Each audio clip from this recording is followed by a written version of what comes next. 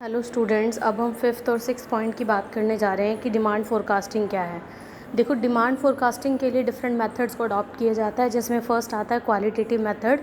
Qualitative methods एक ऐसा method है जिसमें एक्सपर्ट के ओपिनियन के बेस पर डिसीजन जो लिए जाते हैं उसे क्वालिटेटिव मेथड कहा जाता है। जिसमें फर्स्ट आता है jury of executive opinion method. कहते हैं इस मेथड्स के अकॉर्डिंग कि कोई प्रॉब्लम अराइज हुई है, उस प्रॉब्लम को एक्सपर्ट को दे दिया जाता है और सभी एक्सपर्ट्स अपने अपने व्यू पॉइंट रख देते हैं और जब कलेक्शन हो जाती है तो एक कंक्लूजन पर पहुंचकर वो डिसीज़न ले लिया जाता है। ये जो मेथड है बहुत ज़्यादा इजी है, इसमें टाइम भी कम लगता है और इसमें पर्सनल बायसनेस थोड़ी सी आ जाती है बस, और उसकी वजह से एक रिलायबिलिटी कम हो जाती है, इसका जो ड्रॉबैक है। सेकंड आता है डेल्फी मेथड। देखो, डेल्फी मेथड यानी कि होता है कि बाय पोस्ट के थ्रू कि एक्सपर्ट का ग्रुप बना दिया और आपने एक प्रॉब्लम उनको असाइन कर दी और एक क्वेश्चनरी तैयार कर ली और उस क्वेश्चनरी को मान लो 10 का ग्रुप है, 10 एक्सपर्ट्स को अपनी अपनी जगह पर मेल कर दिया और जब पोस्ट कर दिया जाता है तो सभी अपनी क्वेश्चनरी को फिल करके भेज देते हैं। और इसमें टाइम थोड़ा सा कम, इसमें टाइम ज़्यादा लगता है क्योंकि ज़रूरी नहीं है कि सभी क्वेश्चंस का वो रिप्लाई करे और सभी क्वेश्चंस की जो क्वेरी आ जाती है हमारे पास क्वेश्चनरी फिल होके, तो उसके बाद हम एक्सपर्ट के ओपिनियन के हिसाब से वो डिसीज़न को अराइज़ कर लेते हैं। कहते हैं इस मेथड्स में बहुत ज़्यादा टाइम लगता है और इसमें थोड़ा सा तालमेल बिठाने में बहुत ज़्यादा टाइम लगता है। ये इकोनॉमिकल है क्योंकि बाय पोस्ट सारा काम हो रहा है।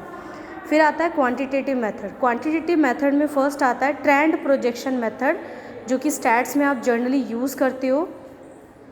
ट्रेंड प्रोजेक्शन मेथड्स यानी कि पास्ट डाटा के बेस पर कि लास्ट ईयर मान लो 1994 से शुरू हो गया, 1994 टू 1990 तक आ गया, उसके बाद 1994, 5, 6, 7, 8 ऐसे कुछ डाटा दे दिया। उस डाटा के बेस पर आपको एक ट्रेंड बनाना है, एक प्रोजेक्शन तैयार करना है। वो जो लाइन खींचती है ना, लीनियर रिलेशनशिप्स का यूज़ किया जाता है और उस लाइन के बेस पर यह अराइज हो जाता है कि मार्केट में डिमांड या सप्लाई क्या रखी जाएगी।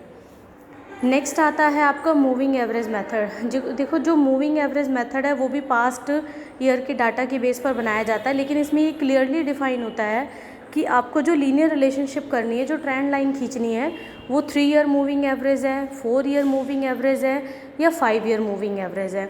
अगर वो 4 ईयर मूविंग एवरेज है तो अब आप क्या करोगे कि 4 का टोटल कर लोगे, 4 से डिवाइड कर दोगे, देन जो आंसर आएगा उसको 2 से डिवाइड कर दोगे। इस तरह से 4 ईयर प्रोजेक्शन ट्रेंड खिंच जाएगा। फिर थर्ड आता है एक्सपोनेंशियल स्मूथिंग मेथड।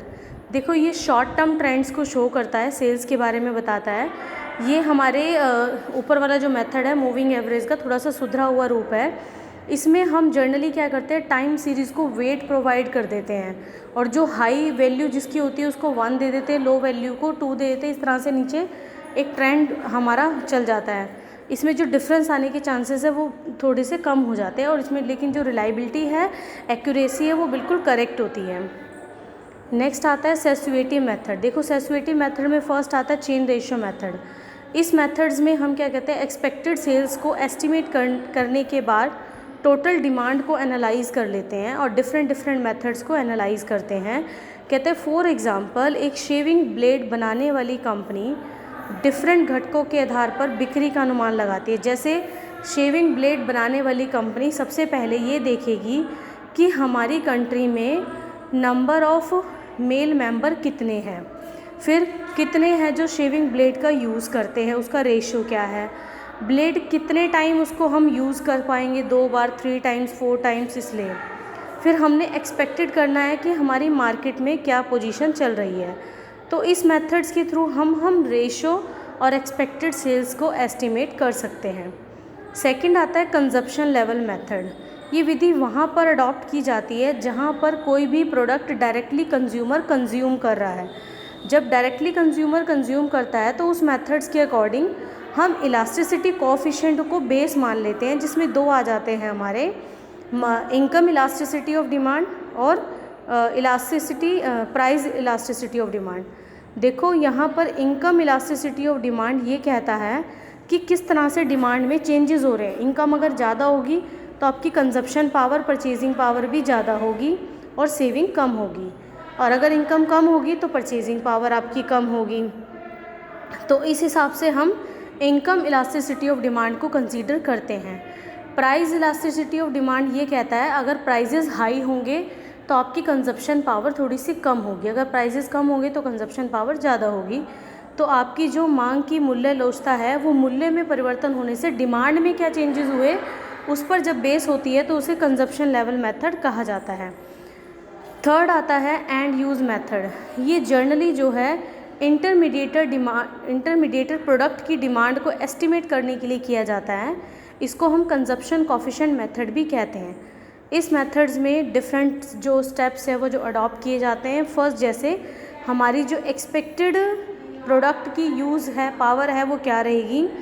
सेकंड उसका एक्सपोनेंशियल पॉइंट्स क्या रहेगा। थर्ड उसका लेवल क्या रहेगा। फिर उसकी डिमांड को कैसे एनालाइज करोगे। जब ये सारी चीज़ें कर लेते हो तब आप क्या करते हो, टेक्निकली जो चेंजेस आ रहे हैं उसमें चेंजेस कर पाओगे ईजिली। नेक्स्ट आपका आता है लीडिंग इंडिकेटर मेथड। देखो लीडिंग इंडिकेटर मेथड एक ऐसे मेथड होते हैं जिनमें पहले से ही चेंजेस होना स्टार्ट हो जाते हैं, मतलब प्राइजेस में जो चेंजेस होने हैं वो पहले से ही पता लग जाता है, इसलिए हम इसे लैगिंग वेरिएबल के नाम से भी जानते हैं। इसमें सबसे पहले जो लीडिंग इंडिकेटर्स होता है उसमें चेंजेस कर दिए जाते हैं और बाद में इस तरह से वो प्रोसेस चलती रहती है। इसको फाइंड आउट करना थोड़ा सा मुश्किल है क्योंकि टाइम टू टाइम इसमें चेंजेस होते रहते हैं। फिर आता है अनसर्टेनिटी इन डिमांड फोरकास्टिंग। कहते हैं डिफरेंट मेथड्स के थ्रू हमने डिमांड और प्राइस को तो फोरकास्ट कर लिया, लेकिन फिर भी क्या क्या ड्रॉबैक्स रहते हैं, क्या अनसर्टेनिटीज़ डिराइव रहती है। जैसे फर्स्ट आता है इनएडिक्वेसी ऑफ डाटा, कि आपने डाटा जो पास्ट एक्सपीरियंस और प्रेजेंट के बेस पर कलेक्ट किया है उसके बिहाव पर जो आपने एनालाइज़ किया कि आपका प्रोडक्ट क्या होगा, उसका रेट क्या रखेंगे, क्वालिटी क्वांटिटी और इनकम लेवल पर क्या इफ़ेक्ट पड़ेगा, ये सारी चीज़ें, तो उसमें अनसर्टेनिटी पाई जाती है। सेकंड आता है मेथड्स ऑफ फोरकास्टिंग। फोरकास्टिंग में फर्स्ट पॉइंट आता है इनएबिलिटी टू हैंडल अनक्वांटिफेबल फैक्टर। कहता है इसमें कुछ अनक्वांटिफेबल फैक्टर्स होते हैं उसको कंसीडर नहीं किया जाता, क्वांटिफेबल को किया जाता है। अनरियलिस्टिक अजम्पशंस, कहते हैं कई बार हम अजम्पशंस तो कर लेते हैं लेकिन वो अनरियलिस्टिक होती है, और जब अनसर्टेनिटी पाई जाती है तो बहुत सारे चैलेंजेस हमारे सामने आ जाते हैं जो हमारे लिए बहुत डिफ़िकल्ट टास्क हो जाती है। थर्ड आता है एक्सेसिव डाटा रिक्वायरमेंट, कि जितने मेथड्स के थ्रू आपने डाटा कलेक्ट किया अगर वो ज़रूरत से ज़्यादा हो जाएगा तो उसकी स्क्रूटिनिटी करने में भी टाइम लगेगा। थर्ड आता है इन्वायरमेंटल चेंजेस। इन्वायरमेंट में टाइम टू टाइम चेंजेस होते रहते हैं जिसका हमारे बिजनेस पर बहुत ज़्यादा अफेक्ट पड़ता है। फर्स्ट जैसे अफेक्ट है टेक्नोलॉजिकल चेंजेस। कहता है टेक्नोलॉजिकल चेंजेस एक ऐसे चेंजेस है जो बहुत लार्ज लेवल पर हमारे बिज़नेस को अफेक्ट करते हैं, क्योंकि आप पुराने मेथड्स को अगर अडॉप्ट करते रहोगे तो आप बिज़नेस के साथ टाई अप नहीं कर पाओगे। सेकंड आता है कि गवर्नमेंट पॉलिसी। गवर्नमेंट आए दिन बदलती रहती है, हर 5 साल बाद इलेक्शंस होते हैं, हर नॉर्म्स चेंज होते रहते हैं। अगर वो कॉन्टीन्यूटी है, उनमें ईमानदारी नहीं है तो फिर वो चल नहीं पाएगा। ग्लोबल इफ़ेक्ट यही है कि कई बार इंटरनेशनल लेवल पर बहुत ज़्यादा चेंजेस होते हैं। IMF WTO वगैरह ये सब अपने बिज़नेस पर ज़्यादा इफ़ेक्ट डालते हैं। New source of raw material. कहता है आपूर्ति के क्षेत्र में नई खोजें, विशेषतः कच्चे माल में नवीनता बहुत से उत्पादों के बाज़ार पर महत्वपूर्ण प्रभाव डालती है। और नेचुरल कैलेमिटी जो कि अपने हाथ में नहीं होती, बिज़नेस को डेफिनेटली ये अफेक्ट करती है। तो जैसे मानसून आ गया या डायरेक्ट और इनडायरेक्ट रूप से हमारे प्रोडक्ट की डिमांड में चेंजेस होने पड़ते हैं, क्योंकि डिमांड में अनसर्टेनिटी रहना एक पॉइंट्स रहता है यहाँ पर। फिर आता है सिक्स्थ पॉइंट कि मार्केट प्लानिंग क्या होता है। कहते हैं अगर किसी भी एंटरप्रेन्योर को अगर सक्सेसफुल होना है बिज़नेस में तो मार्केट में सबसे पहले प्लानिंग करना ज़रूरी है। विदाउट प्लानिंग, जैसे मार्केट का सर्वे किया, डिमांड देखी, कस्टमर क्या चाहता है, सभी चीज़ों को एनालाइज करने के बाद अगर आपने प्रोडक्ट बनाया है तो डेफिनेटली आपका बिज़नेस सक्सेस पॉइंट पर आ जाएगा। इसमें फ़र्स्ट आता है कंपोनेंट ऑफ मार्केट प्लानिंग, जिसमें फ़र्स्ट है current market situation. Current market situation में बहुत सारी सिचुएशंस अराइज होती है। जैसे मार्केट की सिचुएशन क्या है, मार्केट में मार्केट का साइज़ क्या है, डेवलपमेंट क्या है, कस्टमर की एक्सपेक्टेशन क्या है, उनकी परचेजिंग पावर क्या है, इन चीज़ों पर विचार करना चाहिए। कॉम्पिटिटिव सिचुएशन, आपके बड़े बड़े कॉम्पिटिटर कौन से, उनका मेन पर्पस क्या है, उनकी स्ट्रेंथ क्या है, वीकनेस क्या है, इस तरह से। डिस्ट्रीब्यूशन सिचुएशन, कि आपने प्रोडक्ट को जब बनाया तो आपने थ्रू इंटरमीडिएटर उस प्रोडक्ट को मार्केट तक पहुंचाना है, उसके लिए बहुत सारी सिचुएशन अराइज हो सकती है। हो सकता है आपका जो सप्लायर है वो कल ना आए, स्ट्राइक पे हो जाए, लॉकआउट पे हो जाए, इस तरह से। मैक्रो इन्वायरमेंट में social, cultural, economical, technological, international सारे इन्वायरमेंट को एनालाइज किया जाता है। सेकंड आता है अपॉर्चुनिटीज़ एंड इशू एनालिसिस। कहता है इस पर्पस के लिए स्वोट को एनालाइज किया जाता है एक उद्यमी को बाजार नियोजन के लिए अपने स्ट्रेंथ, वीकनेस, अपॉर्चुनिटीज़ का पता होना चाहिए ताकि वो थ्रेट्स को रिमूव कर सके। ऑब्जेक्टिव कहता है उद्यमी को उन उद्देश्यों का विवरण तैयार करना चाहिए जिन्हें प्राप्त किया जाना है। जो भी बिजनेसमैन के एक ऑब्जेक्टिव होते हैं वो बिल्कुल क्लियर होने चाहिए, स्पेसिफिक होने चाहिए, और जिससे कि एक लिमिटेड टाइम पीरियड होना चाहिए ताकि उनको अचीव करने में हमारे लिए ज़्यादा सही हो। फोर्थ आता है मार्केटिंग स्ट्रैटेजी। कहते हैं जैसे हमारे ऑब्जेक्टिव अचीव हो जाते हैं, उन रिसीव हो जाते हैं, तो हम एक स्ट्रैटेजी अडॉप्ट करते हैं। जैसे फर्स्ट है target market segment. Target market segment एक ऐसा सेगमेंट है कि आपने एक टारगेट फिक्स कर लिया कि इस एरिया के लिए आपने मार्केट करनी है और यहीं पर अपना प्रोडक्ट सेल करना है। सेकंड आता है पोजीशनिंग। पोजीशनिंग होता है कि आप जो प्रोडक्ट सेल करें एक पर्टिकुलर एरिया में, कस्टमर के माइंड में उसकी परसेप्शन रह जानी चाहिए ताकि ना चाहते हुए भी वो आपके प्रोडक्ट को बार बार ख़रीदें। फिर आता है प्रोडक्ट लाइन। कहते हैं एक एंटरप्रेन्योर को ये भी डिसीजन लेना चाहिए कि वो एक ही तरह के प्रोडक्ट को मार्केट में सेल करना चाहता है या उस प्रोडक्ट लाइन में डिफरेंट प्रोडक्ट को सेल करना चाहता है ताकि कस्टमर का एक टारगेट जो है अचीव किया जा सके। प्राइस, अगर आपने कस्टमर को बनाए रखना है तो आपने प्राइस एक ऐसा सेट करना है ताकि कस्टमर के लिए वो रिलायबल हो, ठीक हो और कंपटीशन के हिसाब से रेट रखा जाए।